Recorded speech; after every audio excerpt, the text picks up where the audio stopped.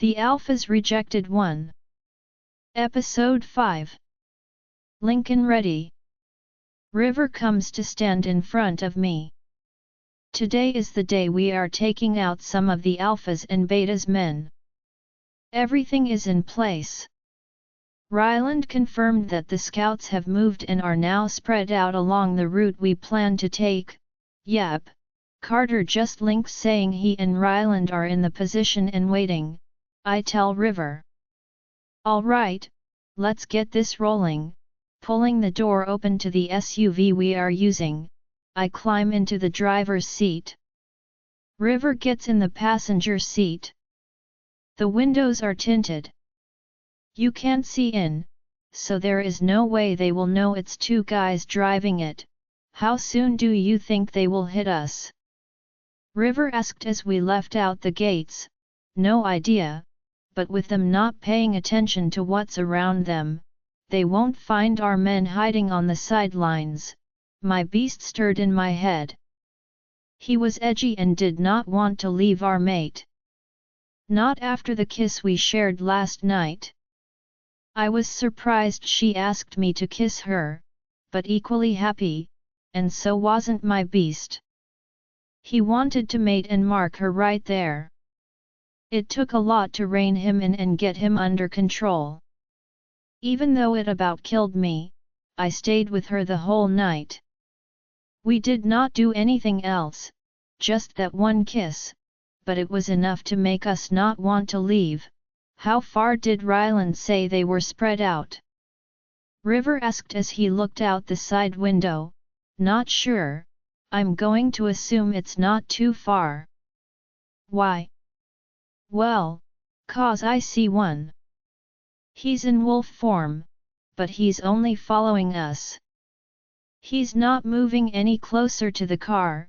Glancing past him, sure enough, there one was, not doing an excellent job at staying hidden, not too smart on his part. I chuckle out, God, who trained this guy? I think to myself, nope, I'll let Ryland know. River looks out the window, Ryland on him. No sooner he said those words, the wolf disappeared as he ducked around some brushes and didn't came back out the other side. Well, 1 down, 5 to go, River sings along. We still do not know how many he sent yet either, so get too excited yet. He gives me a stupid grin, but only River would. Rolling my eyes at his antics, my beast comes alert, suddenly surging forward, just as a group of wolves jump on the car. Well, hot dang, we may fight after all. Would you shut it? I growl at him as I start to swerve back and forth. Maybe I should scream, it would make it seem so real. You do, and I'll throw you out there, leaving you to the wolves. Oh, so funny, haha. A thud came from the top as more wolves jumped on it. As soon as I get one off, another would land on top. So, how long are we going to pretend we are running? River asked as he placed his chin in his hand, resting his elbow on the center console. You are ridiculous. Well, this I know, but I am kinda bored sitting here pretending to be your girlfriend. He bats his eyes at me all dramatic. Fine. I slam on the brake, sliding off the road into the ditch. Beautiful driving, young man. Oh, shut up and get out. We jump out, coming to stand at the front of the car. You did let Ryland and Carter know our location, didn't you? He gives me a big toothy grin. There are about 10 wolves in total. They circle around us. They are not rogues but pack members. Okay, who is in charge? River asked, standing there with his hands on his hips. Moron, I say under my breath. The one wolf in the front shifts back, walking closer to us but not too close. Give us the girl, and we will be on our way. The beast in me growls, wanting to rip at him for wanting to take our mate, Who sent you? Taking one step closer to letting my Lincoln come forward, the guy's eyes widen a bit. I can hear Ryland and them moving into place, but these guys don't seem to be listening to anything around them, or they just haven't been trained right. That's none of your business, he growls at me, flashing his teeth at me. Now see, that is where you are wrong. You see, it is my business when it concerns my mate. Something flashed in his eyes. Your mate? He made it sound more like a question. Yes, my mate. Not only attacking a member of the royal family is a crime, but plotting to kidnap one's mate, and that mate is the next Luna to be. That crime is punishable by death, so unless you wish for that, then start talking, letting my eyes glow an amber color, my teeth elongate as well as my claws. He looked around him like he was looking for someone else to step up. His face paled. This tells me he didn't know a lot. He was only told to retrieve the girl, and not who he would be doing that against. His mouth moved like he was about to say something when one of the wolves off to the side lunged at River. That's all it took for a fight to break out. Shifting into my Lincoln, I went for the guy in front of me. He wasn't fast enough to move out of the way of my attack. Swiping across his stomach, he doubled over, clutching it and falling to the ground. I didn't kill him. I just took him out of the fight. I need him alive. Moving to the next target, I plowed right into them. My men came running, locking in on a target and taking them out. They were no match for us Lycans. The fight was over just as fast as it started. Shifting back, I kneeled by the one I hit first. Please, I didn't know, I swear.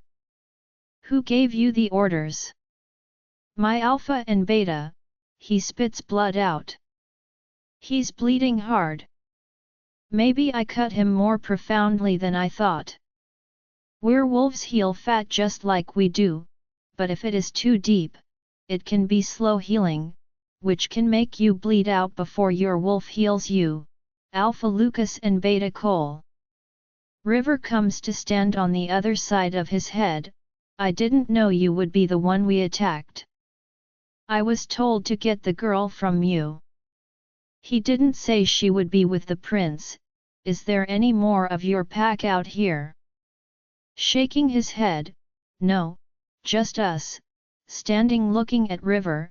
Have them check the area, make sure there isn't anyone else, and have him taken to the hospital.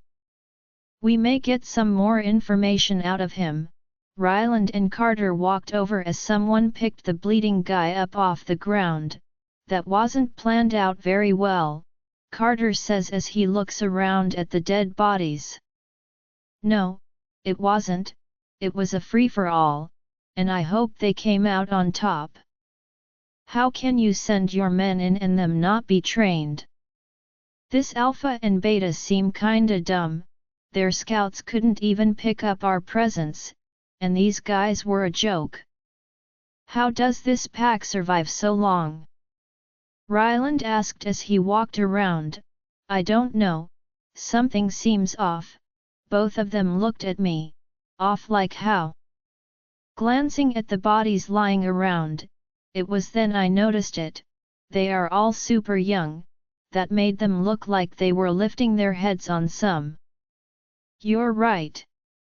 These are boys no older than 18, maybe 20, Carter says. That's why they rushed us, River says as he stands there looking. They didn't know any better. You could hear the guilt in his voice. What kinda alpha sends children to do his dirty work?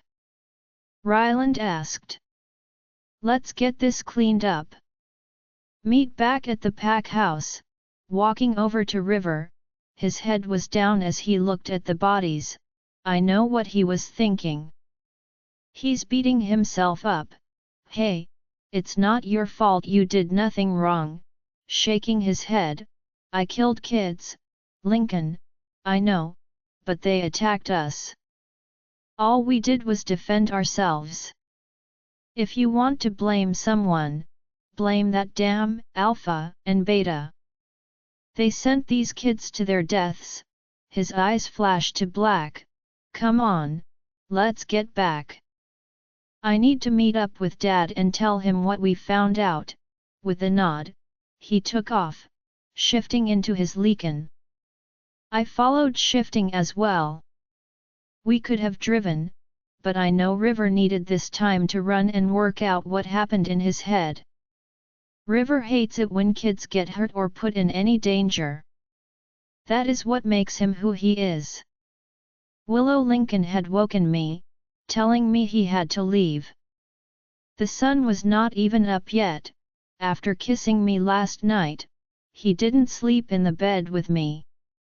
He shoved himself into the armchair that had been over by the window, dragging it over next to the bed, running a finger over my lip as I lay here, letting my mind drift back to that kiss.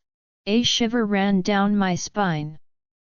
I could still feel his lips against mine, how his hand slid up, gripping the back of my neck as his other rested on my hip. He was gentle. It wasn't forced or hard. His touch was soft. It made me stay calm myself. I had been so nervous before he came in, and then building up the nerve to ask him was hard enough for me, but I do not regret it. I won't ever forget my first kiss with him. I couldn't help the giggle that slipped out as I rolled out the bed. I felt like I was floating on a cloud. I do not think I have ever been this happy since, ever. I practically skipped into the bathroom doing my business, then skipped back out to go to the closet to get dressed. Lincoln said Heather and Mia would be up this morning, that he would be tied up most of the day with some pack business along with River and his father. A knock on my door made me jump as I was lost in my daydream. Just a minute. I yell out the closet door, "Girl, hurry up, I am starving." Heather's voice, followed by laughing, came from the other side of the door. Okay, I'm coming. Rush over. I unlock the door, swinging it open. I am crushed in a hug from Heather. I have noticed she likes hugging people. Mia walked in behind her. Heather, she needs to be able to breathe. She dropped her arms. Sorry, Willow, laughing a bit. It's okay, how are you this morning? She bobs on the balls of her feet. I am great. She bounces over, sitting in the chair that Lincoln had slept in. She scrunched up her nose. Ugh, this chair smells like Lincoln. She pitches her nose, making a gagging motion. There was no way I could stop the smile that broke out on my face. Just thinking about him made flashes of our kiss run through my head. Oh, someone is blushing. Heather points her finger at me, making a circling motion. Something you want to share? Mia asked as she tried to hide her smirk. My face felt flaming hot, covering my cheeks. Oh, Heather clapped as she bounced up and down in the chair. Willow, Mia corks a brow at me. That's it. I couldn't hold it in. He kissed me last night, then stayed till this morning. I think it came out clear, but it could have run all together seeing as I said it so fast. Heather and Mia looked at each other, smiling as they turned to look at me. Squealing, they launched at me. Oh my God, Willow, you have to tell me everything. I was laughing so hard I was pretty much gasping for air. They had a hold of my hands, jumping and giggling as they spun us. You would have thought we were little girls. Stop, stop. I gasped out, bending over and placing my hands on my knees. Taking in much needed air, I stood looking at them. Come on, Willow, Don't hold out on us. Heather is beaming. Okay, okay, I decided to follow your advice, Mia. Her eyes lit up. Really? Nodding my head, yes, I agree, I need to make new and good memories. So I asked Lincoln if he could kiss me, and he did, but he didn't want to leave me. He slept in the chair there while I slept in the bed. Aw man, I thought there'd be juicy details in there, but now that I say that out, I don't want to know that, Heather. Mia and I call at the same time. What would it be like to hear what you do with River? They are both my brothers, she shivered. Nope, I do not want those pictures in my head, you're horrible. Mia slaps her shoulder. She looks back at me, are you okay? Yes, I am. Really, he didn't push for anything more, and even though he stayed in here, he never tried anything. Her smile was so big as she pulled me into a hug. I'm happy for you, Willow. I need to move on and get past everything that happened to me, and I think this is a good way to do that. Yes, you do. Now let's see, we need to make a bucket list. Bucket list? Mia asked as she gave Heather a confused look. Isn't that something old people do before they die? That way, they can say they did everything they wanted. She asked Heather. Yeah, but this is to help break Willow out of her shell, my shell. Yeah, get you living, let you experience life on the wild side.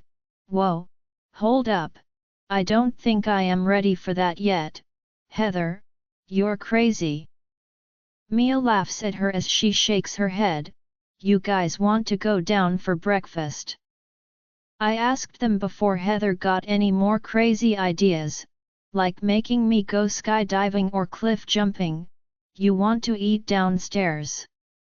Both of them asked, looking at me wide-eyed. Should I not? Worry settled in my belly. What? No, you totally should, Heather pipes up. Come on, Alpha and Luna should be there already.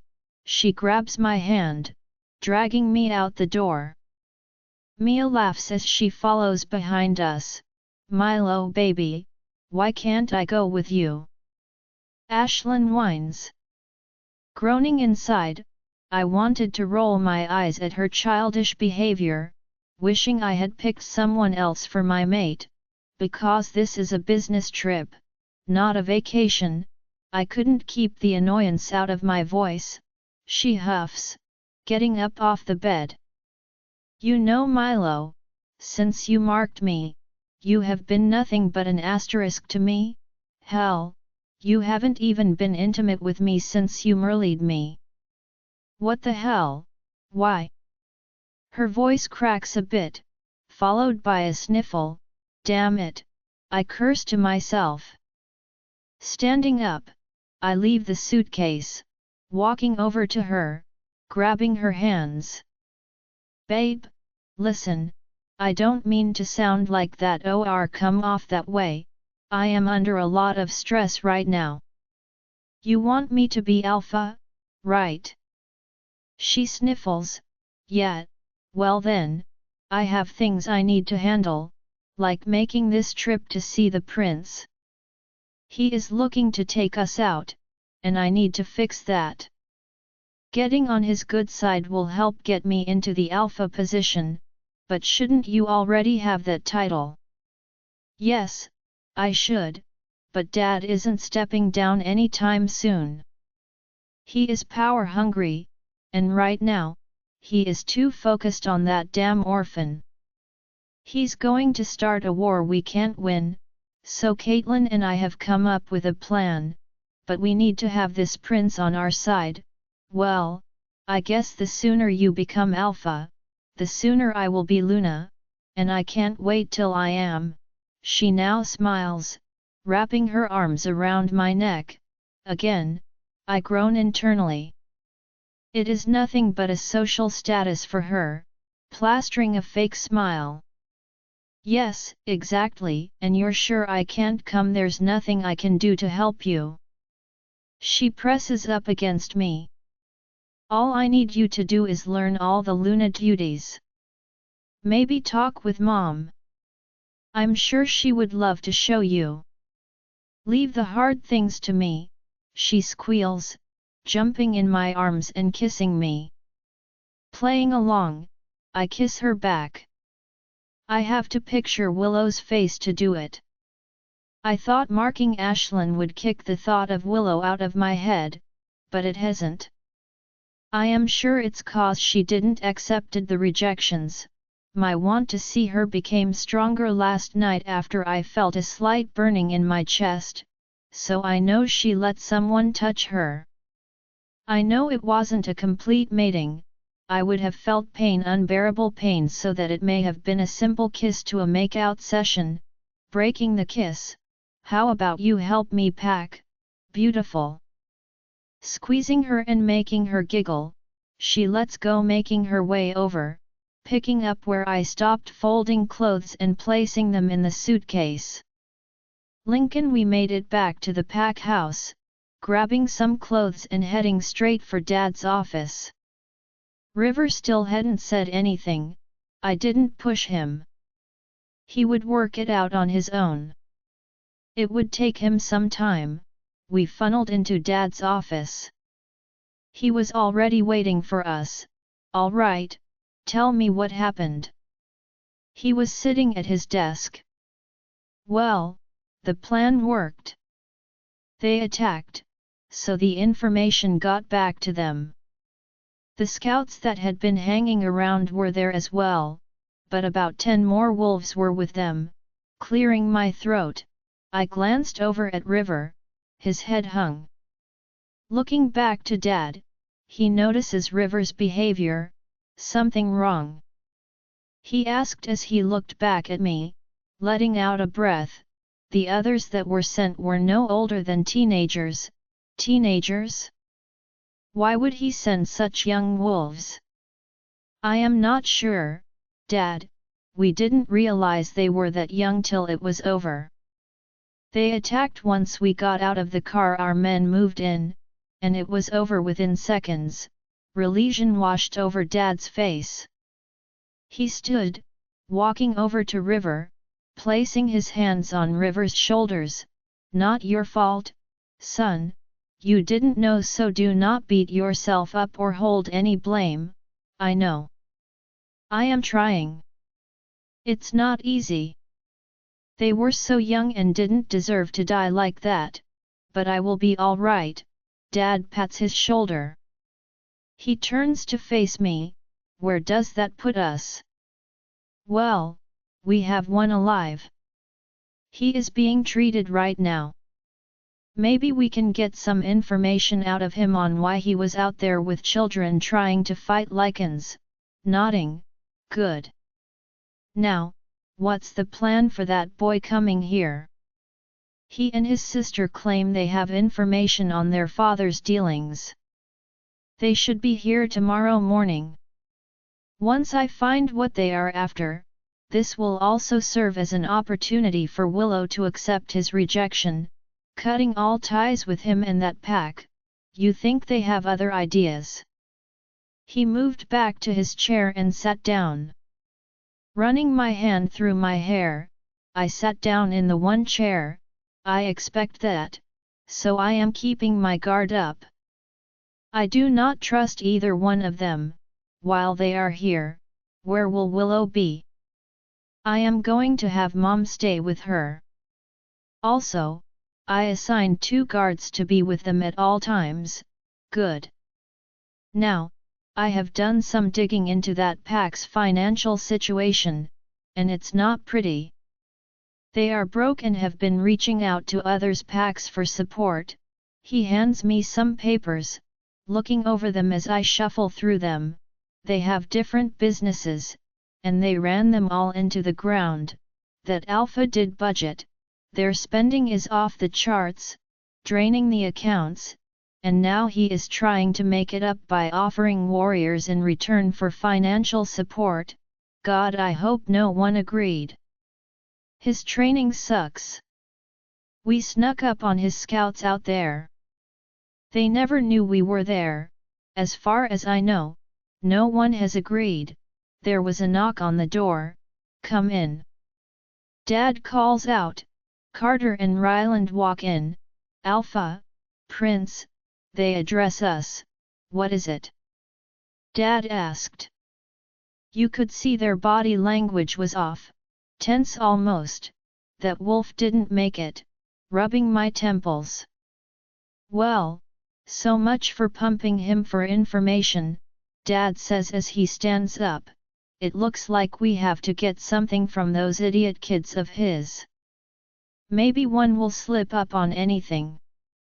Hopefully, what they have to say will help us take over the leadership and get someone in there who can save what is left of that pack. If not, then we need to start finding packs to divide members out to. Dad walks over to River, who hasn't said anything but is slumped in the chair. He rests a hand on his shoulder and squeezes quickly but does not say anything. It is the gesture of letting him know we are all here for him. With a small nod from River, Dad lets go. He walks back over, leaning against his desk. We need to get ready for the two coming tomorrow. I want eyes on them the whole time from the minute they step foot in my territory till they leave it. Willow, once we finished breakfast, Hazel said she had Luna duties with the summer alpha ball coming up soon.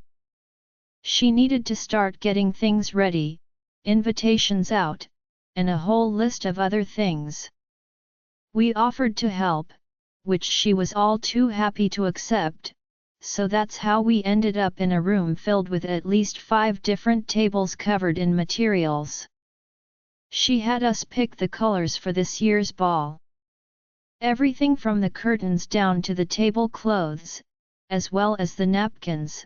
Heather helped her with the invitations and showed her a program you can download on the computer. I was not sure how long we had been in here when there was a knock on the door. Heather opened the door as an older woman came in.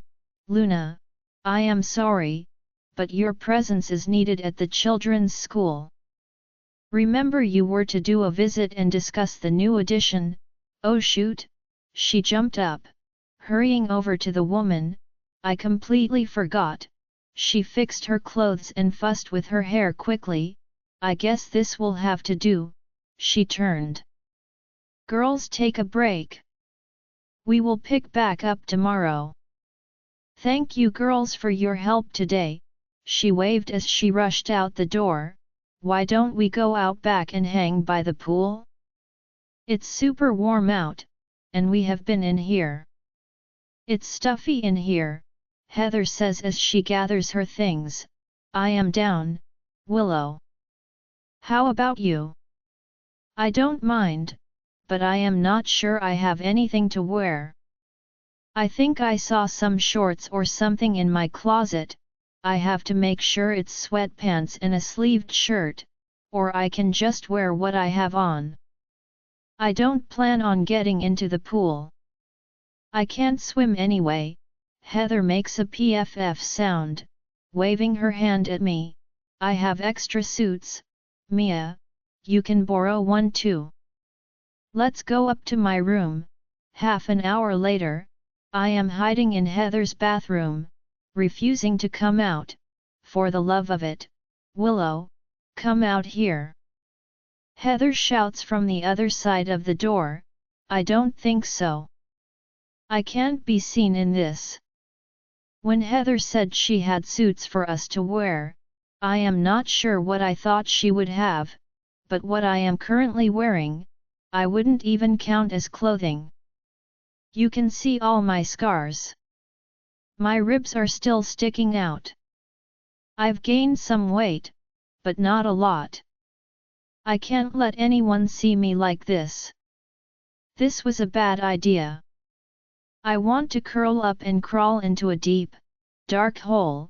Willow, it isn't that bad. Just open the door and show us. My voice cut out as I tried to hold in my tears. Willow, open up. This time, it was Mia's voice. Please, Willow, open the door. Mia, I cry out. With shaky hands, I open the door, making sure to hide behind it.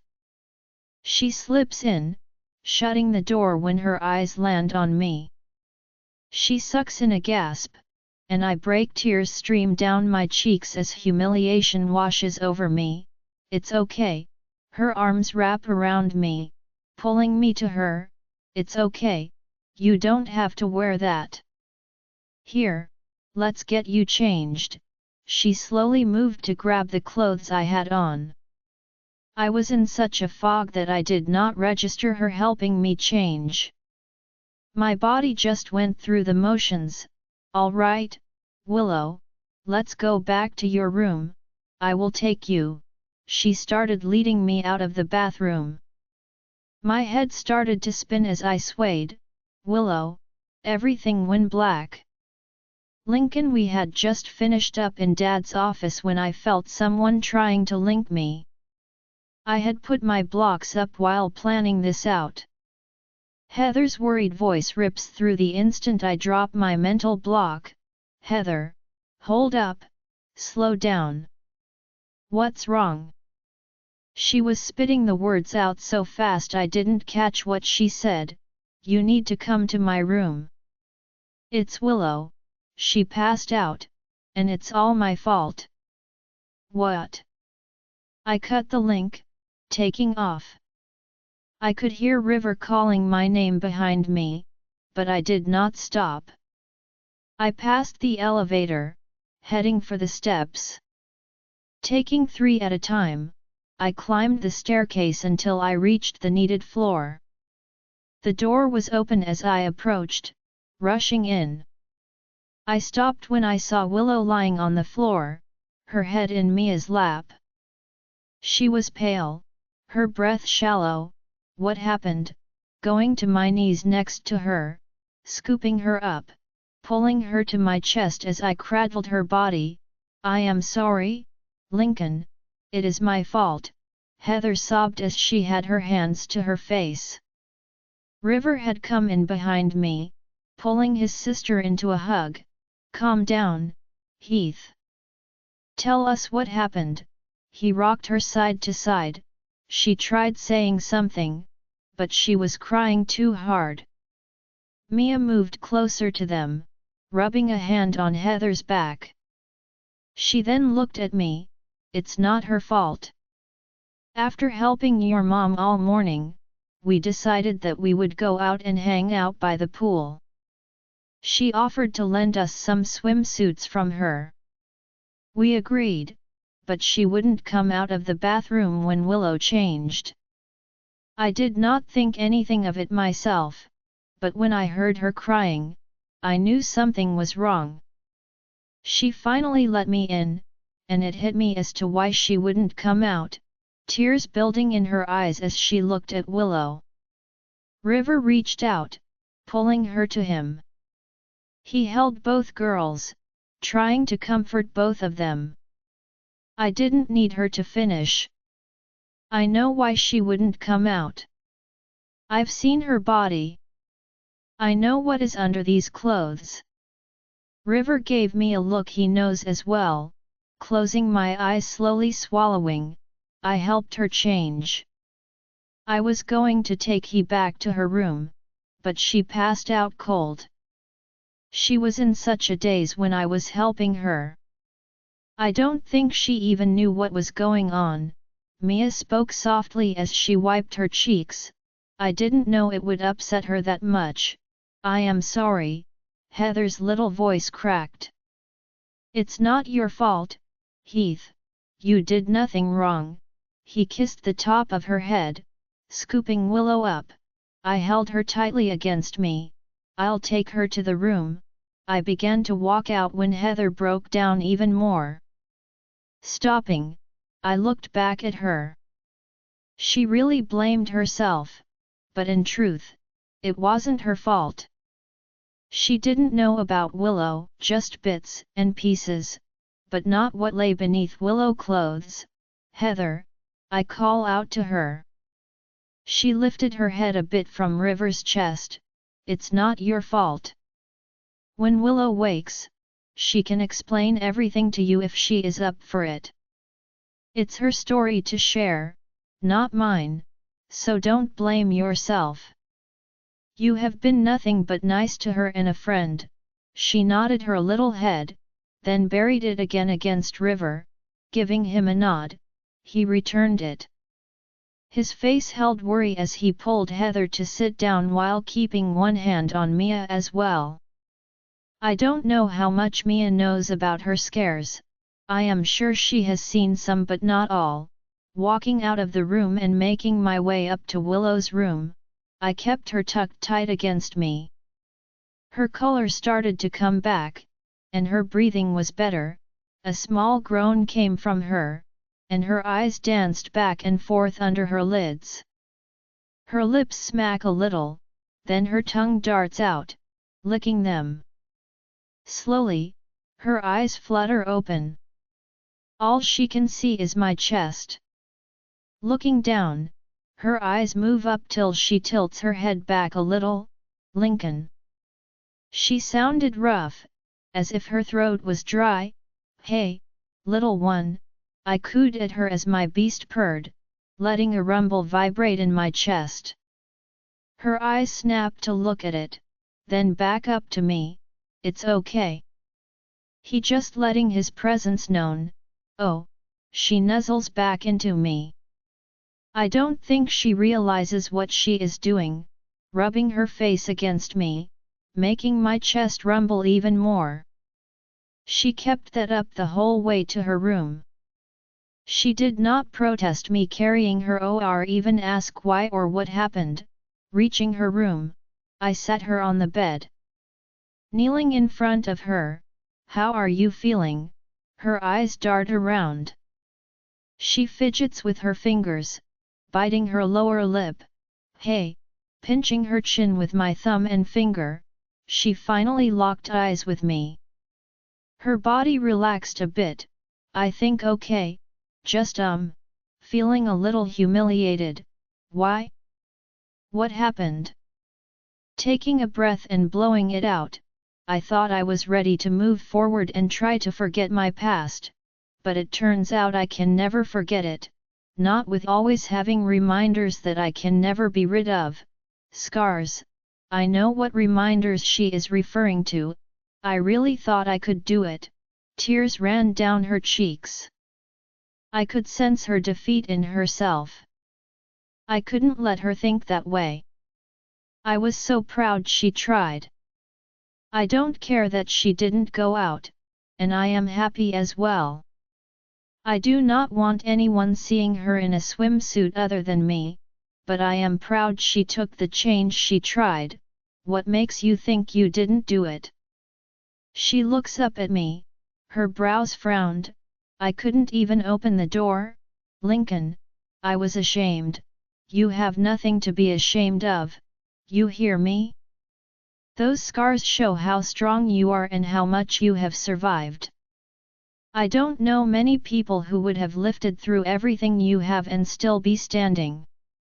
And yes, you did it cause you to put that swimsuit on.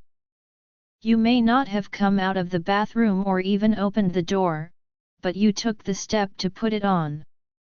And that, my little one, is a huge step for you, and I am proud of you for doing that." Shaking her head, "Lincoln, I am ugly. Look at these." She pulled the sleeve of her shirt up as scars came into my view. They lined her arm. "Look at them. How can anyone stand to see them when I can't stand to look at myself?" Wrapping my hand around her arm, "No, Willow, this don't make you ugly. You can never be ugly. Don't ever think of yourself that way." My voice was rougher than I wanted it to be, and my beast did not like what she was saying about herself. "We think she is beautiful," She flinched at the tone but did not pull back or try to get away from me, cupping her face with both my hands, leaning my forehead against hers. "Never say that, you are beautiful, Willow, those scars remind you of the strength and all you have overcome, but also show how you will never have to go through anything like that again. Don't be ashamed of them, embrace them and be proud of them cause no one has gone through what you have. It's yours. Never be afraid to show your strength cause you are strong, Willow. Always hold your head up high, don't ever let anyone knock it down." Tilting her head, I pressed my lips to hers, pouring all my emotion into it. I want her to feel it, to know it. I would wipe all those thoughts out of her head, and replace them with only good ones so she never looks down at herself again. Lincoln letting out a groan, I rubbed my brow, letting my hand drop back down.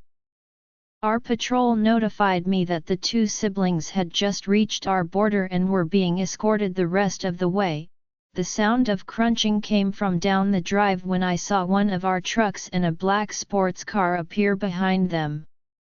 River let out a chuckle at the sight of it. "Who drives a BMW?" Dad cleared his throat as he glanced over at me. I just shrugged. I did not understand these people more than he did, but seeing them pulling up in that was odd. It's not surprising. Typically, we chose a more extensive, sturdier vehicle, one that could handle some roughing, not some little tin can looking thing. Rolling to a stop, our guards got out of the truck, moving to circle the other car. As all three of us start to make our way down the steps, stopping on the bottom one, I was hit with the god's awful smell of perfume as soon as the door opened. "What on earth?" my father mumbles as we take in the appearance of the person who stood at the side of the car. "Does she think she was going to a club?" You can hear the disgust in his voice. River chokes a laugh back, covering it with a cough. "Oh my, it's so beautiful." Her pitchy voice hits my ears, and I internally cringe. Milo moves up next to her, gripping her elbow as they take steps toward us. Stopping, he holds out his hand. "King Declan, Prince Declan." My beast instantly growls. Dad reaches out, clasping his hand. "Young man." You can see the flash of annoyance in Milo's eyes at my father's words. He smiles, but it's forced. Turning to me, he holds his hand out, not wanting to shake hands with him, but a slight growl from my father has me reaching to take his hand. "Milo," a slight clip to my voice, "you have met River?" Dad says, gesturing to him, with another fake smile. "Yes, we have met. It's nice to see you again," holding his hand out to River. "Likewise," River says back, shaking his hand. A giggle breaks the tension around us as Milo half steps to the side. Milo then pulls his sister up. "This is Caitlin, my sister.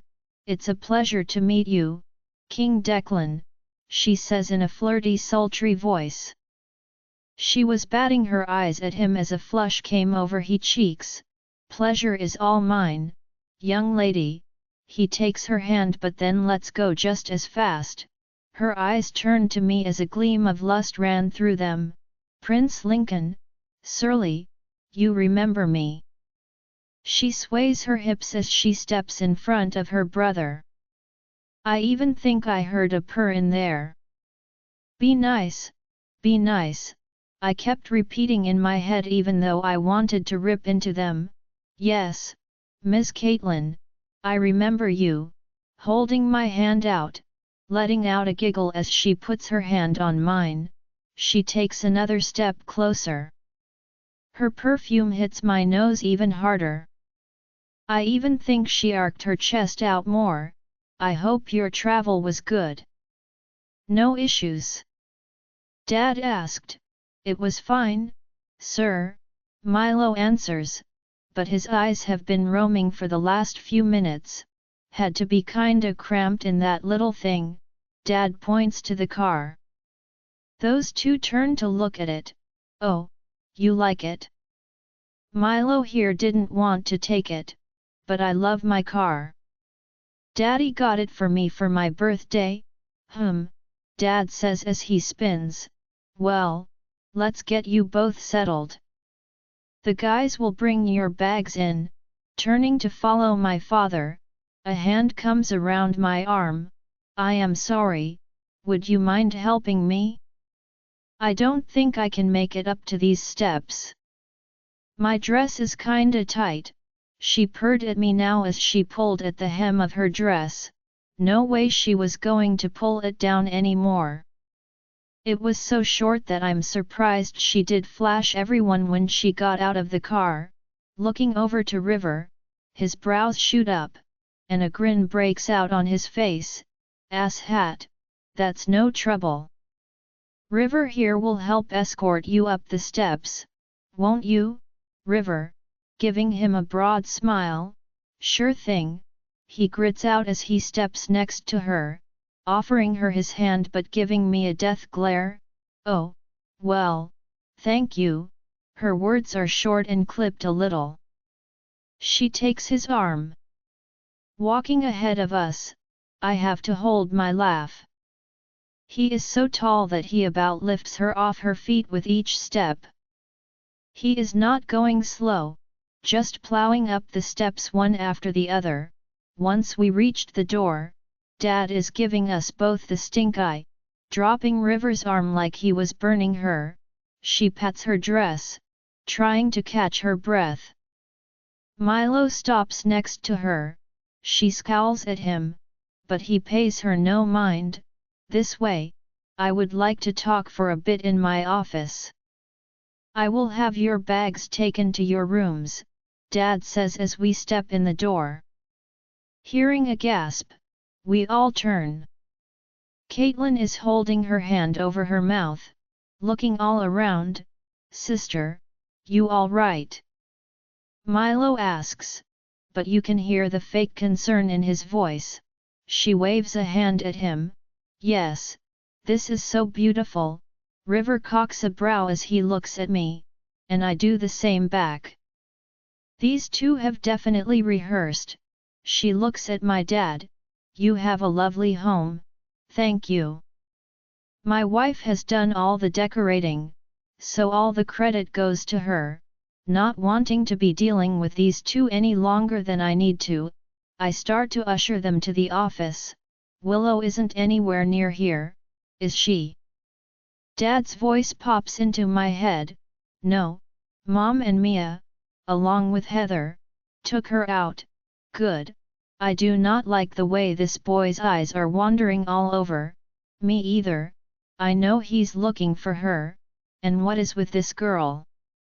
His voice sounds almost like a growl. I couldn't help but laugh. Everyone turned to look at me, and I waved them off. Sorry, I mutter out, then try to get myself under control. Finally, we reached the office and moved in, taking seats. Let's get right to it, shall we? Dad says as he sits back in his chair. I understand you two have information you are willing to give up. In return for what? Milo clears his throat, sitting straighter. Our father has been doing a lot of wrong things, and we want to make it right amongst the pack. He shouldn't be allowed to continue to lead our pack, so with that being said, I would like to help in having him removed from his position as alpha, and I would like to step up and take the reins over from him and lead the pack as it should be. Dad moves his eyes to her. And what is it that you are wanting from this? Well, like my brother said, our father is not doing the right things for our pack. However, I am not looking for the title like he is.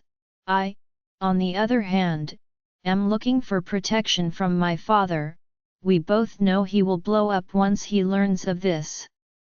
Milo is more capable to hand him, I however am not. Humming, Dad leans forward, lacing his fingers together as he lays his hands on his desk. I can understand you want to be the alpha to the pack you were born into, but I will tell you this, if we have enough to prove your father is unfit as the alpha and we remove him, there will be a trail as to who would be the right person to put into the position. Now I understand you feel it is your right, but if you want it you will have to work for it. His head nods, I understand. I was putting it out there that I would like to try for that and show you I can lead the pack. Dad nods, fair enough. Turning to her, she is sitting with her legs crossed. Her skirt has ridden up her thighs, and the way she is lifting her chest makes her look like she could fall out of the dress at any minute. As for you, I will make this clear and only say this once, if I agree for you to stay here under our protection, there will be rules, and if you break my rules, you will be kicked out. I don't care if your father is out for your head, this is my pack, and I run a tight ship and do not tolerate disrespect. Are we clear? She swallowed slowly, yes sir. Milo, I couldn't help but let my eyes drift as they led us through the house. I was hoping I would see her around a corner or at least get a light whiff of her scent. I could even feel if she was in the house. Yes, I broke the bond on my side. Even though I can still feel a little, I know we talked about a plan, but damn, I just wanted to see her. Caitlin's giggles make me cringe, and I want to scream at her. I couldn't believe what she wore here, like really, what the hell was she thinking, and then we had to stuff into that damn little car of hers. Then she all but threw herself at the king. I'm sitting here trying to control my anger. I have to work for what title should already be mine. It is my right, and he told me I have to earn it. How much more earnings do I need to do? It's mine. Yes sir. Her words snap my attention back to what is in front of us. Good. So let's start with what you have. Follow the plan, brother, her voice growled in my head. Her head is down. She is digging through the clutch on her arm, I know, taking the flash drive out, she laid it on the desk. These are some of the things I have on record. I have more, but it is all paperwork, and it's in my suitcase. But I think this will be enough to show you that we are telling the truth. For the next 3 hours, they grilled us on everything on that drive, and I still had not seen nor heard her anywhere in that house. I was becoming annoyed, and my patience was wearing thin, my wolf grumbling in my head, "You all right there, son?" Snapping my eyes up, he pinned me with his stare. Yes, I am good. I could feel Lincoln's eyes on me as well. He knows, you know, Dad, I bet they are tired. It was a long day traveling here, and they have already shown us some proof. Why don't we call it a day and let them rest? His father leaned back. Yes, I supposed that would be good. He handed the flash drive to that overly large mammal. River, would you lock that in the safe, please? Yes, sir. There was a soft knock on the door. Enter. The door swung open, and in walked a young girl. I am sorry to bother you. I thought you would have been finished. I was looking for River. I wonder if she is his mate. She is pretty young for him, but she is gorgeous. Heather. Oh my God, is that you? Caitlin jumped up, moving over to pull her into a hug. Oh, Hi, Caitlin, how are you? The girl patted Caitlin's back. I am good. I didn't realize you lived here in this pack. Ah, yes, I live here with my brother, she gestured with her hand towards him. He was next to her, wrapping an arm around her shoulder and pulling her back a little. That was when the scent hit me. Like a kick to the chest, my breathing hitched, my world stirred. Caitlin. She turned, looking at me. I raised an eyebrow at her. Oh, gosh, I am sorry. I met Heather at a charity fundraiser last fall. There were about 5 schools that had joined together. She looked back at the Heather girl. If you're here, does that mean the other girls are too? She gave a small smile. Yes, we were all from the same pack. I didn't care about that. All I cared about was that this girl had Willow's scent on her, which meant she was close to her. I need to get her to like me. It will give me a chance to get closer to Willow. Standing, I moved closer, holding my hand out. Pleasure to meet you, Heather. A low growl rumbled throughout the room. Looking up, he pulled her behind him. His eyes were black. River, stand down. The king moved next to him, placing a hand on his shoulder. I don't think Milo meant any harm to her. He did not move or let her out from behind her. Why don't you go with Heather? We will finish up in here. Go take care of your sister. With a nod, he pulled her close, tucking her under his arm and walking out with her. I watched as they left, and my only lead to her, I am sorry about him. He is very protective of his sister. I am sure you understand, as you have a sister as well. No, I didn't. I never cared what Caitlin did. She always drove me crazy with all her whinny. I am not closer, nor have I ever been to her, but here I have to play that I am. Yes, I can understand where he's coming from. She was younger than him, so he had every right to be protective of her. Glancing at Lincoln, as he had said very little this whole time, he is studying me. It's like he's trying to read me. If he's going to be on me like this, I need to make sure I'm on my game. All right, why don't I have someone show you to your room? Dinner is served around 6. Oh, that sounds great, my sister chimes as she flashes a smile at him. God, she is such a slut, how is she going to hit on the damn king? When she came here wanting to get her hooks into Lincoln, he walked over, pushing a button on the desk. Not even 2 seconds later, an older woman came in. Ah, Ms. Lin, would you be so kind as to show our guests to their rooms? Yes, sir. She looks at us. If you would please follow me. Keeping my act up, I held a hand out to Caitlin, helped her stand up, and hooked her hand in the crook of my elbow as I walked her out. The woman showed us to our rooms. They were across from each other. Dinner is at 6. Please feel free to join us. If you go back downstairs to the first floor, turn right and straight through that room, which is the dining hall. If you're not sure, follow all the noise, it will lead right there. She smiled, turning and heading back the way she brought us. Caitlin pulls her arm away with a scoff, pushing her door open. I follow her in shutting it. What the hell was that, Milo? SHH, stepping closer to her, keep it down. We don't know if they are listening or not. She makes an O with her mouth, then sits down on the bed, sitting next to her.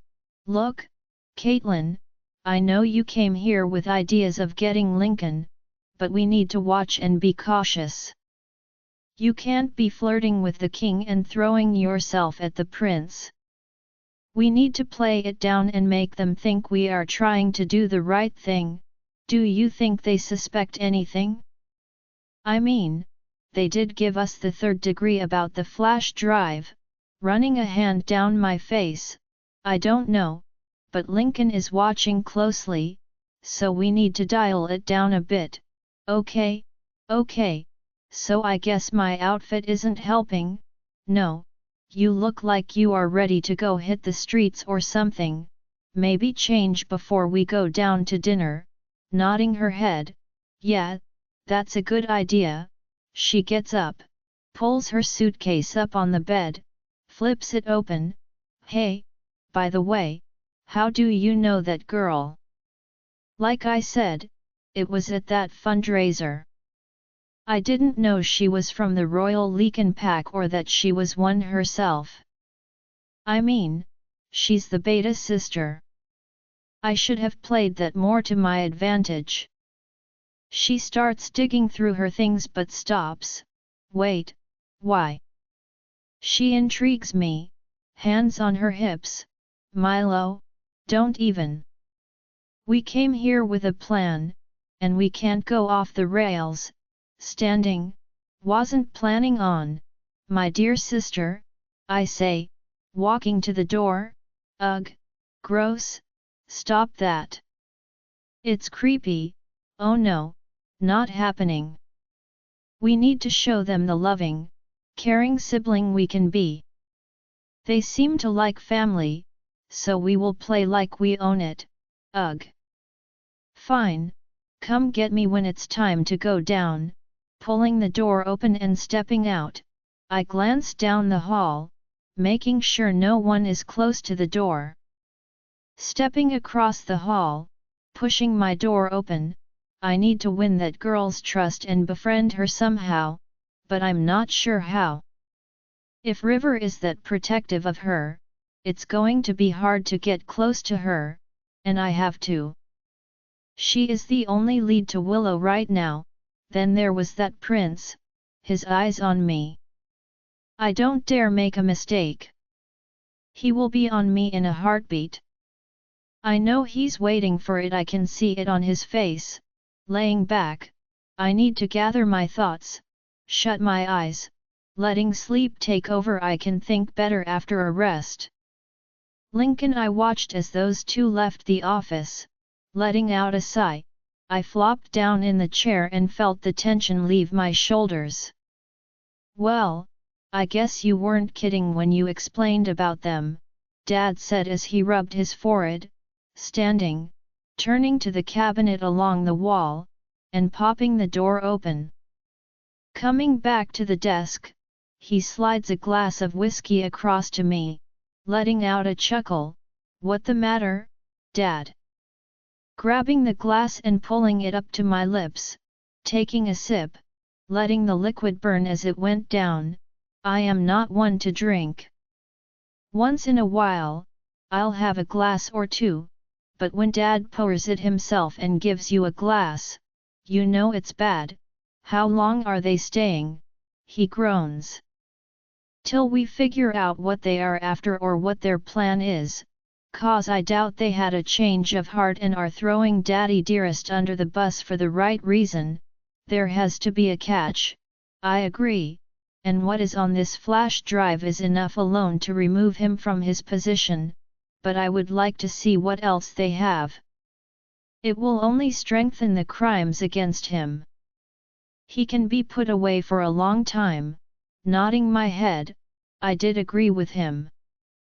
I did not like them being here any more than he did, but I knew they were up to something. Hopefully, we can figure out what their angle is sooner than later. I don't want them here any longer than they have to be. I don't like how Milo's eye kept wandering around, and I know he could smell Willow on Heather.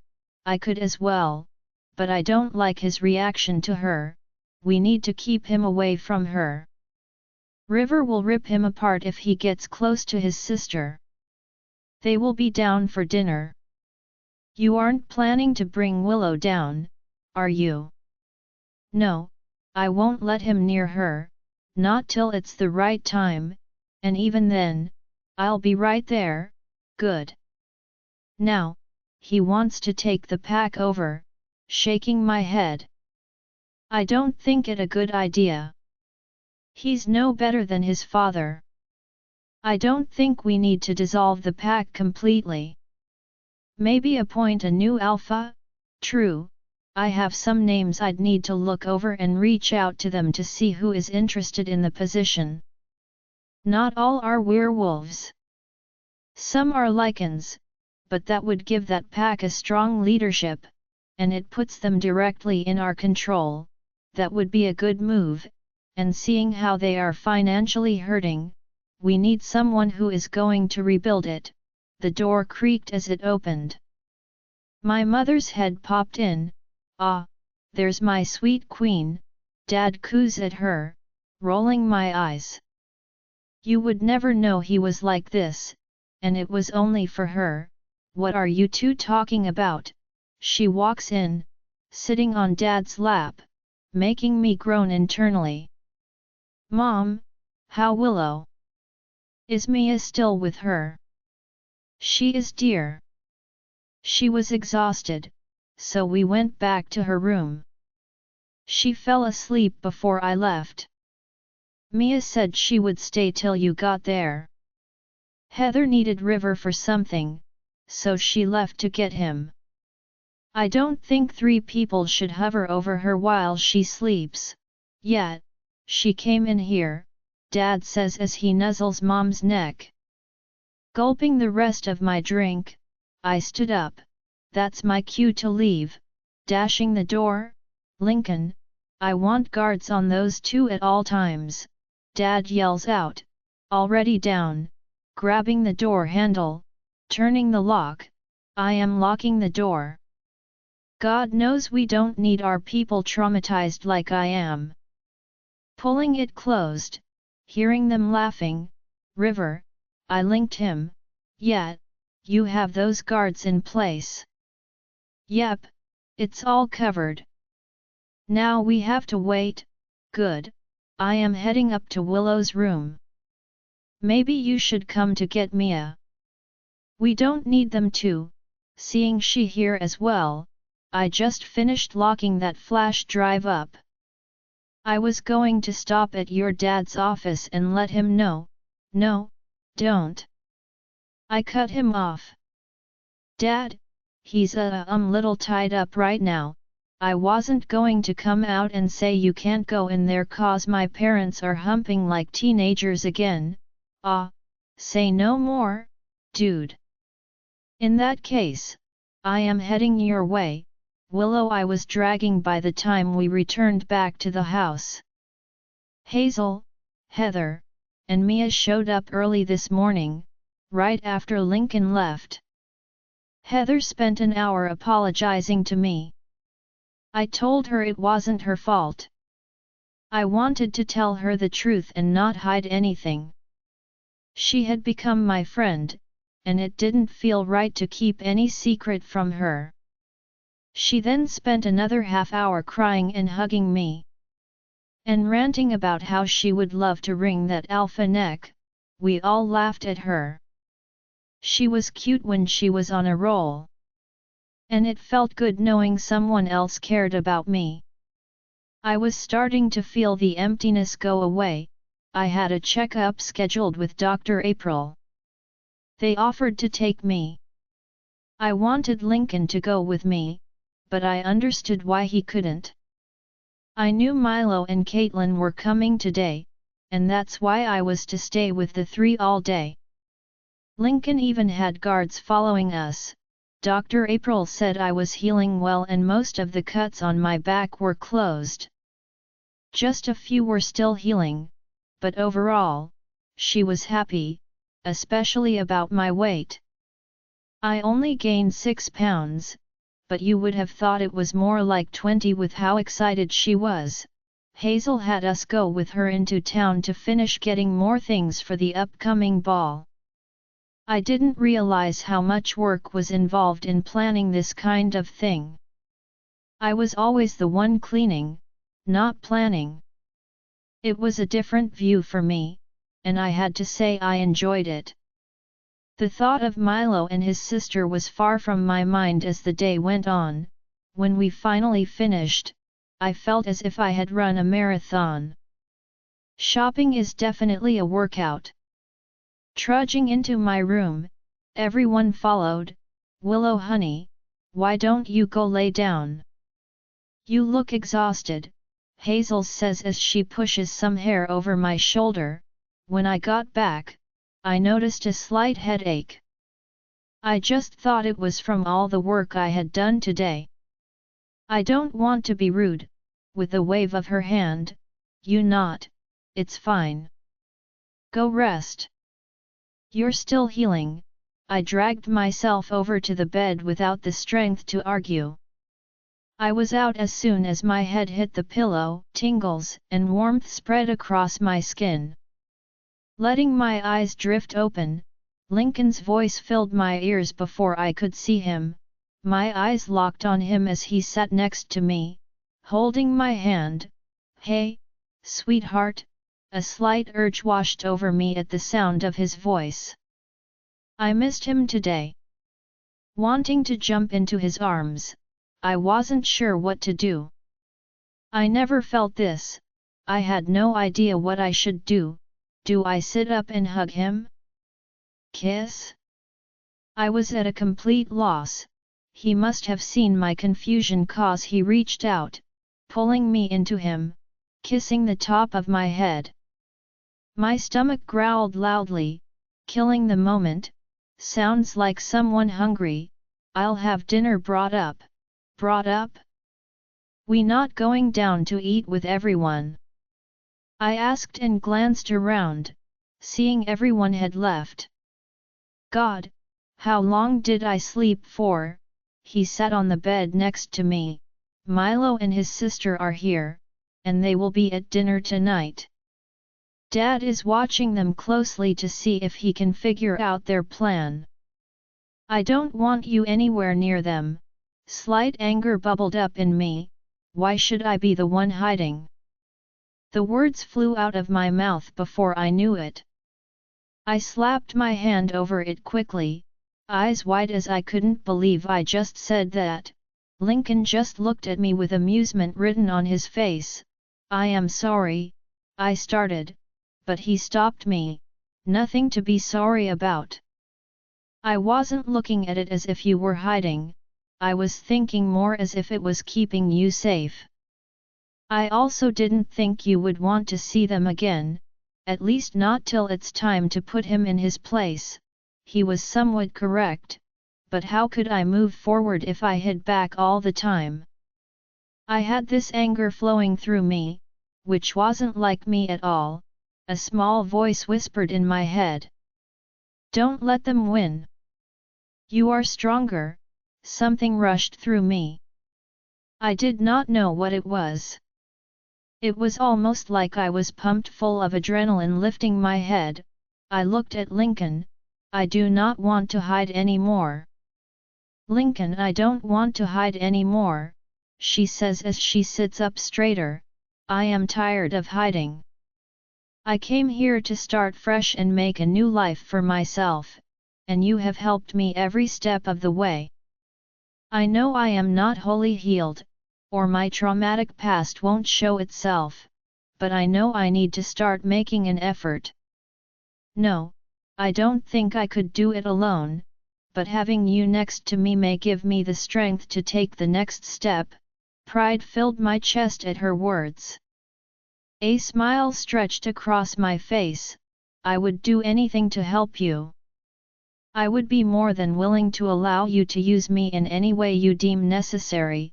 Her cheeks turn a light shade of pink as she looks at her hands, fingers ringing back and forth. Even though the thought of her being in the same room as Milo makes me want to growl out a no, I know she needs this support, and making her stay in here will set her back, and that is the last thing I want for her. So you are saying you want to go down and eat with everyone? Her head bobs in small movements. Yes. Her voice so soft-sounding, even River. She snorts. Yes, even River, letting another chuckle out. What's so wrong with River? He's funny. I just rolled my eyes. He's not house-trained, he's annoying and loud, and…" she swatted my arm. "Stop it. He is not," her hand covering her mouth as she tries hiding her laugh. "You are only saying this cause he sneaks you junk food." I cork a brow at her. "He's a sweetheart," she says, her eyes dancing with amusement. My beast to stir, not liking the fact she called another male a sweetheart. A huge smile breaks out on her as she looks straight at me, eyes locked with mine, her hand coming up as her fingers touch my cheek. Just one touch and the raging beast in me drops and rolls on his back, loving the feeling of her touching us. "So, does that mean you're going to take me down to dinner?"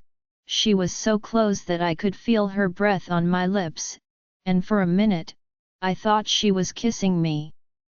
I wanted to feel her lips again, but I didn't want to push, even though I wanted to lunge forward, lip-locking her. An idea popped into my head, making me smile. "Only if you give me a kiss." I pucker my lips up at her, making kissing noises. I know how ridiculous this looks, but I don't care.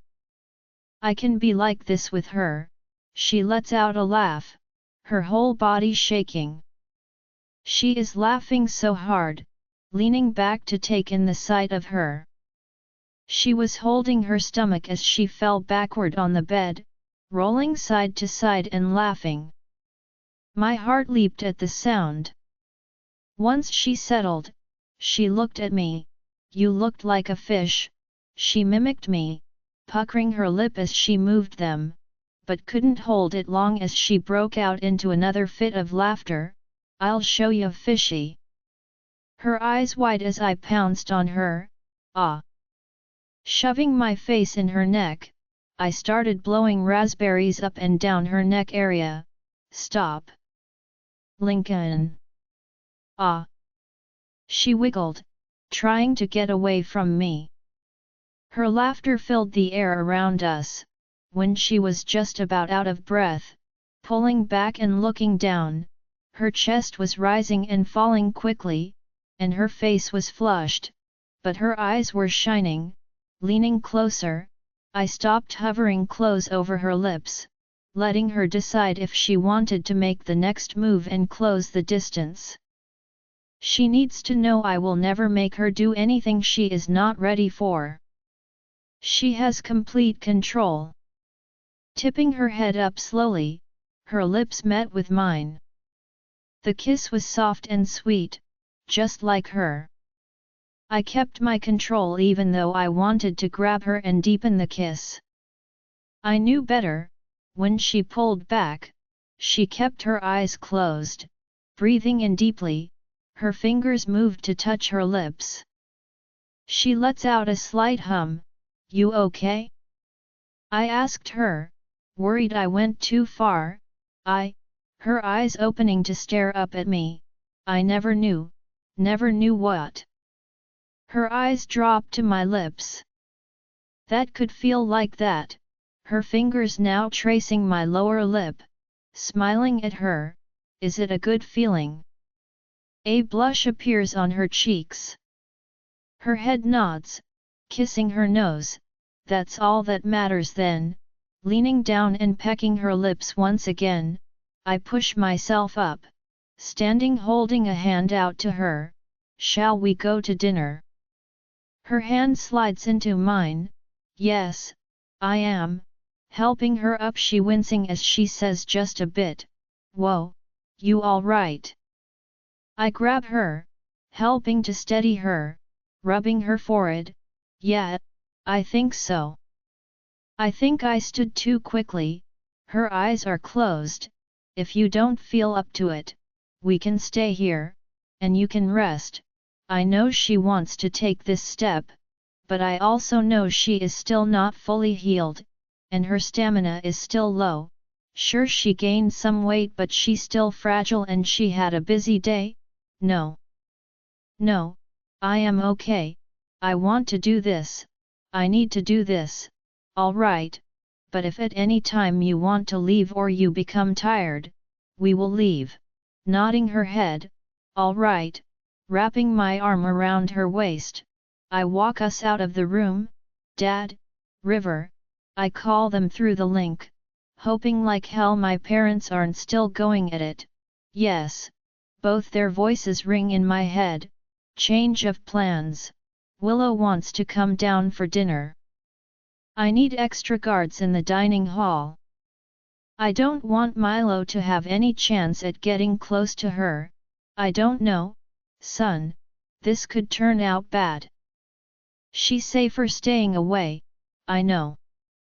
I think she is trying to show them she is not afraid anymore, she wants to heal, and I think this will help. She wants to face her fears head on, I agree with both, but we will all be there. No way will he get near her or his sister.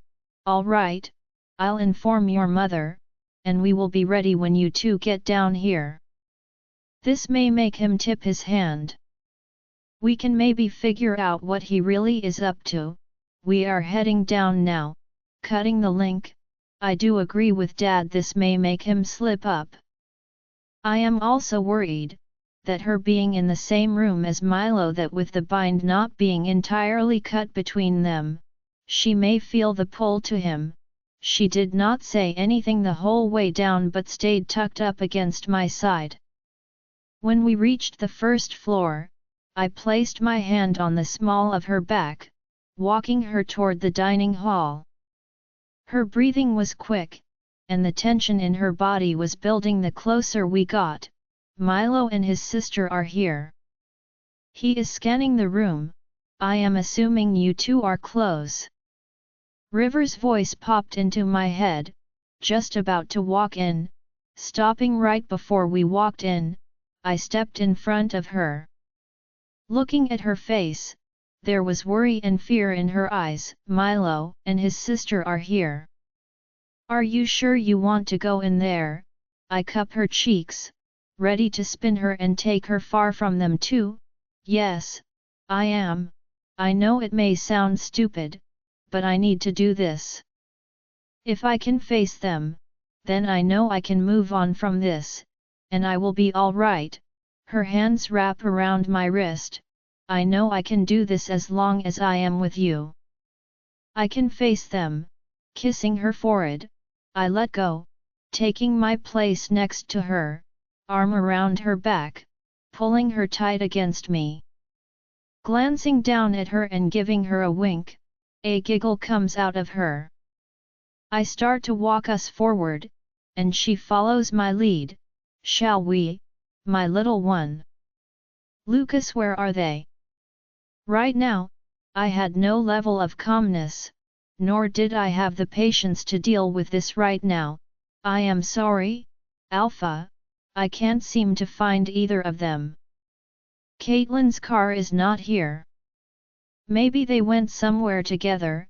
I highly doubt that those two can't stand being in a room together, let alone go in a car somewhere. Get me? Ashlyn, she may know where they are, I yelled at the Omega standing in front of me. He shook in fear, grinning. I liked seeing that. They need to know their place, which is beneath me.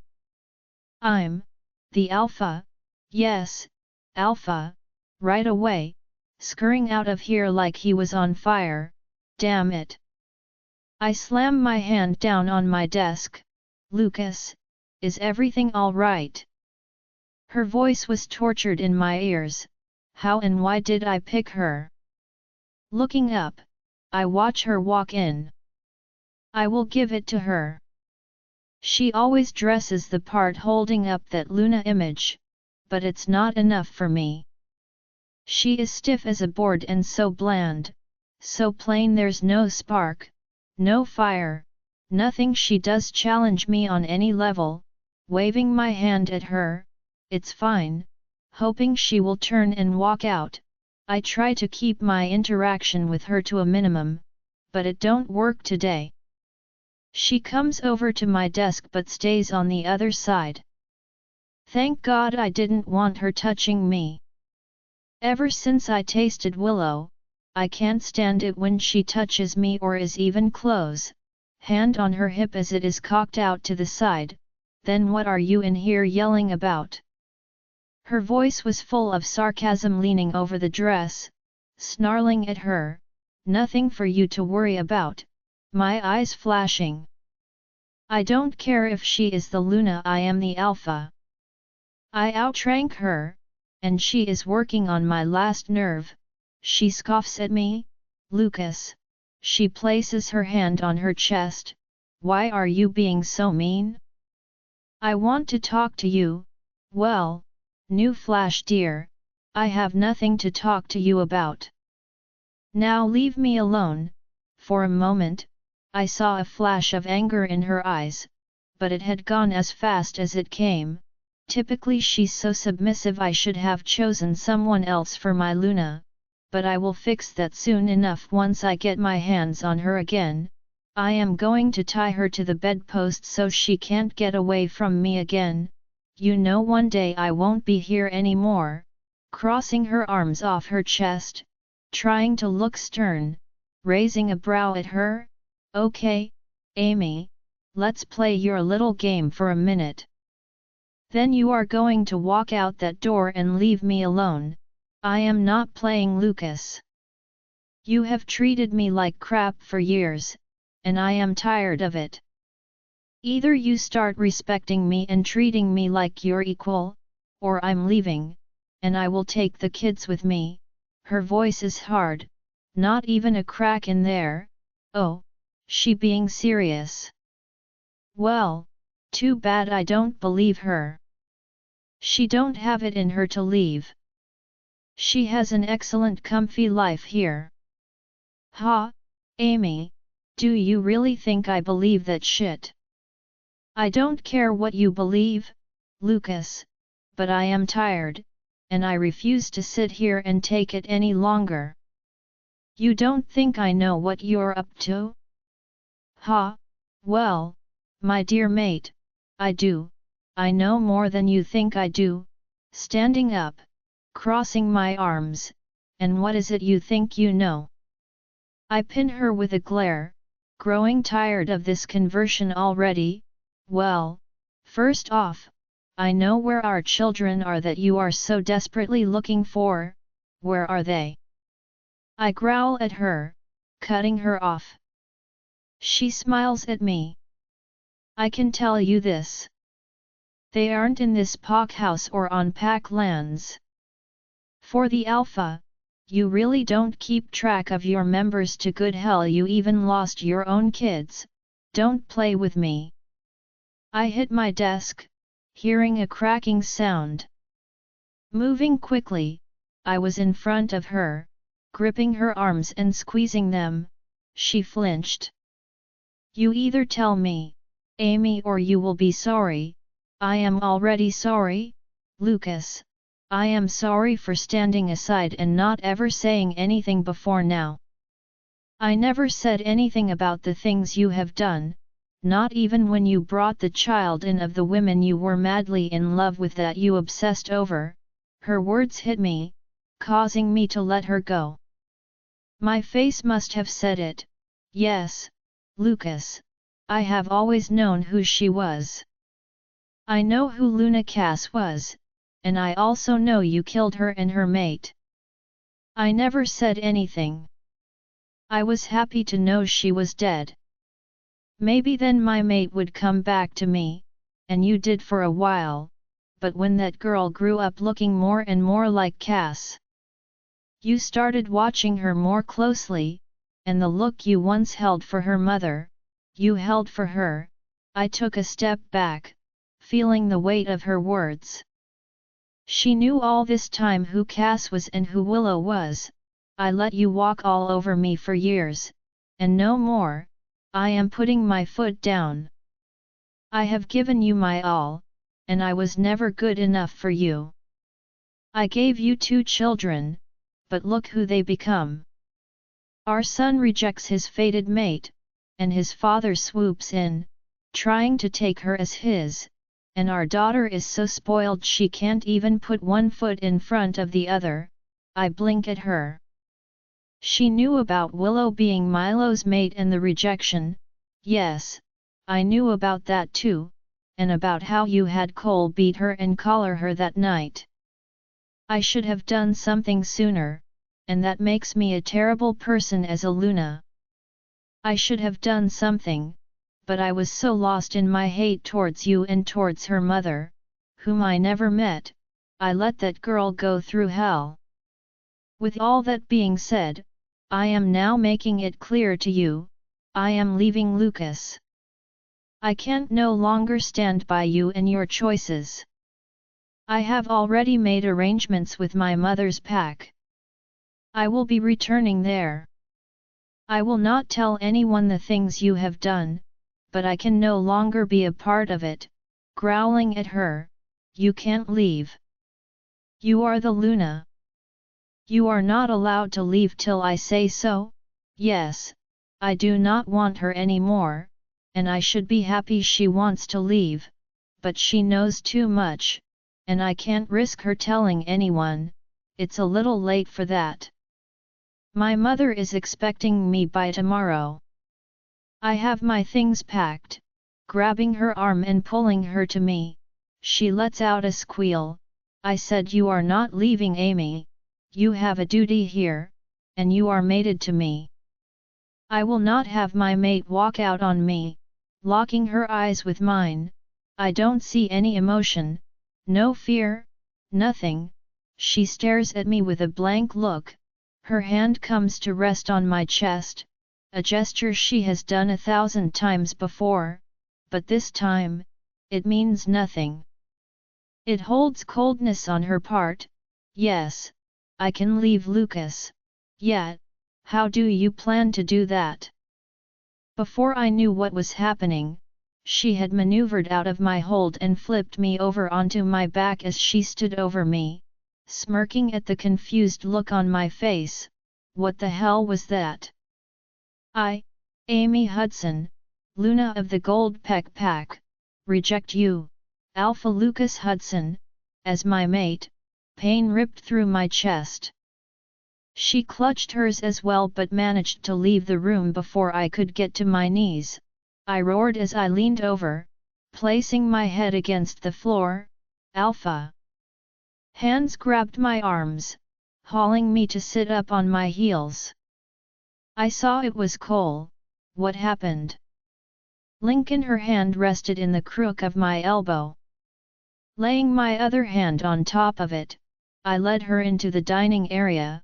All the loud chatter stopped as we stepped in. My eyes quickly scanned the room till they landed on Milo. He was standing there frozen next to his sister, who just glared in our direction, mainly at Willow. Willow, however, never looked their way. Her head and eyes focused on the table where River and Mia were sitting along with my parents and Heather. Moving my eyes back to Milo, he looked shell-shocked, to say the least. Eyes wide, he took rapid breaths in his arms hanging down by his sides as his hands balled into fists while he stood there openly staring at her. My beast growled, not liking his eyes on our mate. Feeling a slight squeeze, I pulled my eyes away from him, glancing down at her. She looked at me, smiling as she gave another light squeeze. She did not have to say anything, and I understood clearly what she was saying. With a quick glance back at him, I put my attention back on her, leading her over to sit at the table with everyone. Pulling out the chair for her, she beamed at me, sitting down with a soft thank you. My mother leaned over, grasping Willow's hand. I am glad you came down, dear. How are you feeling now? Oh, I feel better. I am sorry about that. I was feeling so wiped out. Nonsense, don't you worry about it. It will take some time for you to build back up, so please do not feel bad about it. I am glad to see you are feeling better, though, I am. Thank you. Willow's eyes moved over everything that was laid out on the table, and her eyes landed on the basket full of fruit. Instantly, I reached out, pulling it closer to her, giving me a quick thanks. She took a couple of pieces and placed them on her plate. I couldn't help but glance over, making sure Milo was still in his spot. He was, but he couldn't take his eyes off her. His eyes haven't moved from her since you two walked in. River's voice sounded angry in my head. I know, my beast is clawing to come out, right there with you. I didn't like how he acted towards Heather earlier. He up to something, nodding my head. I know, let us just keep an eye on him for now. There are guards assigned to follow them too. Suddenly, there was a squealing sound, causing us to snap upright as I let out a low growl. Moving to block Willow as I looked around for some danger, River and my father were also up and ready to pounce on what or whoever was a threat. That when I say Holly running towards another person, what is that? Looking at River, he looked just as confused. Caitlin and Holly were hugging and jumping about. How did they know each other? Lincoln. River says as he stands, trying to block both Mia and Heather. I have no clue, dude. I can maybe able to explain. Heather's small voice comes out. All of us look at her. Boys, sit down. Dad's voice was loud and clear. Looking back at the two, they stood, talked, and laughed. Holly moved to the table with Caitlin. I watched her introduce her to Milo, turning back to look at Heather, explain. She let out a sigh. You know that fundraiser Caitlin said she met me at? Holly and a few others helped as well, and as surprising as it sounds, those two, along with some others, clicked right away. Great, I growled out, making Willow jump next to me. Lincoln, cool it. Mom's voice was stern as she placed a hand on Willow's arm, wrapping my arms around the back of her chair and kissing her temple. Sorry, I murmured against her hair. Wait, Holly, helping with a fundraiser? She hates any work, River pointed out. Yes, well, that was when she was trying to win you over with her wonderful charm. Heather gave River eating grin, baring his teeth at her. She just rolled her eyes. He was only playing, and she knew it. Lincoln, maybe you should take Willow and go back up. I think it would be safer right now. Too much going on for us to keep track, and I'm not about to let something slip by us. Dad's voice was steady but hard, his eyes locked on Holly. He never cared for Holly, especially after the crap she tried with River. He knows we are in a play to get her to show her face. Still, he doesn't hide his dislike for her. Laying a hand on Willow's shoulder, she turned to look at me. What do you think? Do you want to go back up? She glanced over at them and then looked at Dad, moving his eyes to her and softening as soon as he looked at her. If you feel it is necessary, I will do as you say, but if there is any chance I can stay here, I would really like to. I promise I won't leave this table unless I am with Lincoln. I don't want to be this person who always has to run and hide when something happens, but I will follow whatever you say to do. I was lost for words. This was the most she had spoken to my father, and each time, she never met his eye, and right now, she was staring straight at him. I watched as he took a breath in, but I do not think I have ever seen my father look at someone so softly other than my mother. His shoulder dropped a little, and I knew he was giving in. No, my dear, you don't have to go if you wish not to. but please don't leave here without Lincoln, as we are not sure what they are up to." I just stared at my father, blinking, then looked at my mother, who had a smile a mile wide on her face. I couldn't help but tease him. Even though the situation at hand was critical, I couldn't help it. "Big softy," I link him, his eyes snapping to me. A grin breaks out on his face. That's the most she has spoken to me. She sounded so sweet, I couldn't help it. His eyes moved back to Willow as she talked with Mia, pointing to the one tray of food. Willow shook her head, agreeing with what she was saying, "And I am not a softie." He grunts at me, then cuts the link, laughing to myself.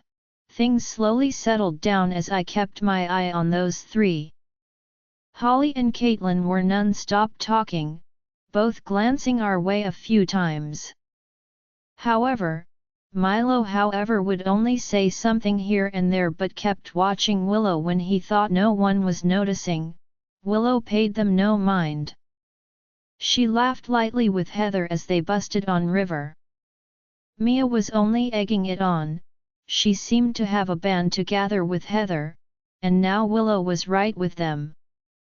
River, of course, took it in stride. I was proud of her. She showed strength sitting here and even wanting to let them see her, knowing what all happened to her, and to see her sitting here holding her head up, yawning. Willow covered her mouth. "Oh, I am so sorry," blushing a bit as she looked at me. "Dear, why don't you go rest? It's been a long day." "I am sure you're tired," Mom says as she fidgets with Willow's hair. "Only if you are ready, Lincoln." She turns to me. "I am good. You have enough to eat?" Her head bobs. "Yes, I have. I am quite full." She places a hand on her belly. "Shall we then?" Standing, I hold my hand out for her, and without any hesitation, she slides hers into mine. Helping her up, she say bye to everyone. I watched Milo and his sister, along with Holly, getting up and then leaving. River pops up. "I think we should head out as well." Heather and Mia nod as they stand up. He helps them both, and we all make our way out of the dining hall. When the shrinking voice hits our ears, "Mia, is that you?" Stopping turning, we saw Caitlin hurrying over to us. River pulled her slightly behind him. Glancing behind her, Milo was not with her, nor was Holly. "Oh my God, it is you! I didn't know you came here. Dad thought you ran away or something. Course, you just up and left."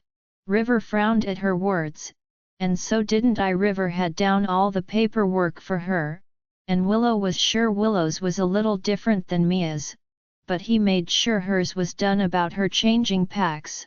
Willow tensed beside me, leaning closer to me. Caitlin was talking to Mia, but I had a feeling her being this close was pushing Willow a bit. "Oh good, this stay will be so much better. You know how I like everything. This will save me so much time. Come to my room. I haven't unpacked, and I could so use a good bath. You lost your damn mind." River roared, blocking Mia from her view. Milo, I felt as if someone sucker punched me. She was right there, right across the room from me. My breath hitched just from watching her walk in. I had to hold the growl that wanted to slip out seeing her hanging on to his arm. She was stunning. I never noticed before, but now, looking at her, what was I thinking? Her skin looked soft, and her eyes were so bright I'd never seen them shine like that. I could make out a slight redness on her neck, and rage filled my chest, knowing it was from the collaring.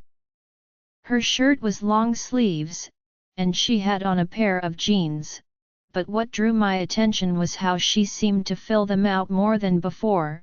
Her cheeks were fuller, her eyes weren't sunken in, and didn't have dark circles under them. She gained weight. It hit me, yes, she has. She was so pale looking back home. Her hair was always tied up, never down, and her clothes hung off her, not to mention always dirty. Standing there in what I can assume was designer clothing, she looks completely different. I hadn't realized how beautiful she was then, but I most definitely do now. Stop staring and sit down before someone notices, dummy. Caitlin's words cut through my thoughts. Thank God she said it through the link, but it didn't snap me awake. Sitting down, I tried to focus on my food, but I couldn't keep my eyes off her. Stop looking. Someone is going to see you. I did not say anything back, I just glanced again at her. She was picking fruit from one of the trays he was holding for her. Her smile was all for him, and her eyes looked at no one but him. I felt a low grumble in my chest as it slipped out. How could she look at him like that? She was mine first, and she would be mine again. I know that's why you're here, but you are treading on thin ice. Brother, don't blow it, she screamed before I could say anything back, launching out of her seat. Another scream came from across the room as my sister and another girl hugged and jumped around like a couple of school girls. With a quick glance her way, I saw he was up and blocking her, and so wasn't the king and that idiot River, but he was blocking two women. The one I realized who she was, Mia. Caitlin is going to flip when she sees she is here. Oh, I can't believe this. My sister's ear-piercing voice traveled loudly over everyone else.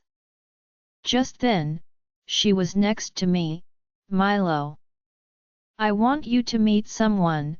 This is Holly. Turning, I take in the girl standing next to her. She was pretty. I'll give her that, but not good enough to take my focus off of the one I wanted. It's nice to meet you, Milo, holding her hand out to me as she batted her eyes at me. Pushing back the groan, I reached out, shaking her hand. Same. I dropped her hand. Caitlin must have thought nothing of it or say anything about me being rude. They sat down and started chatting with one another. I returned to my sneaking peeks at Willow. They had all sat back down, but she was talking to the king as he looked at her with a look I wasn't sure what to make of. Oh my God, no way, that's horrible, Holly. How could he do that, and for what? For someone like her, I know. I mean, look at her. Glancing at them, I saw them looking in Willow's direction, making me frown. She was so plain. He was so rude to me in front of everyone. They all know we had been seeing each other for months. What are you talking about? I asked, kicking myself for not listening better. I need to pay attention, Milo. Can you believe that Lincoln dropped her for Willow? I was slightly confused, seeing as my sister was here trying to get him to pick her, and now she was all upset about him dumping this other woman. I am not sure what to say other than it sucks. I wasn't sure what to say. I know he will come around. He will get tired of her plain Jane act, but it kills me to see him with her. He is always fussing over her. I mean, what does she have going for her? Nothing. I wanted to growl at her words. She was talking down about Willow, yet I may have rejected her, but if I knew she could look like that, then I wouldn't have. She got nothing on you, Holly. I mean, you are so much prettier than her. Wow, sis, Kissing ass, are we? I said through the link, only to earn a glare from her as she flipped her hair over her shoulder, going back to talking to Holly. Chuckling, I turned back to get another look at her. I kept this going for a while, but I don't know how long. I ignored what they were talking about, I was lost watching her. When Holly stood saying she needed to leave, Caitlin stood as well. I still need to unpack. Do they have any servants who could help me? Holly let out a laugh. They have servants, but not like that. We have people to clean and wash your clothes, but they don't put your stuff away or any of that. Caitlin pressed a hand to her chest as if it were offensive. You mean to tell me you have to wait on yourself? Yes, it is so horrible. I aim to change that when I became Luna. I mean, really, why should I be putting my clothes away and fetching things myself, as I'm to be taken care of, not the other way around? Oh, I would have to agree with you. Standing up, I lightly grabbed Caitlin's arm. We should call it an evening. Both of us have traveled all day, and like you, I still have to unpack my things. I was surprised when she didn't argue with me. She followed my lead, getting up and walking out with Holly next to us. I saw they got up out of the corner of my eye. I wondered which floor she was on. I am sure it will be close to him, no doubt, but I need to follow them, but I can't with these two. They will screw it up, think Milo, seeing River getting up as well, along with Mia and that girl from before. Bingo, it hit me. Hey, Caitlin, isn't that Mia? I say while I point to them walking out the far door. Oh my god, yes, it is. Holly looked, but I saw something flash on her face. She was looking at River.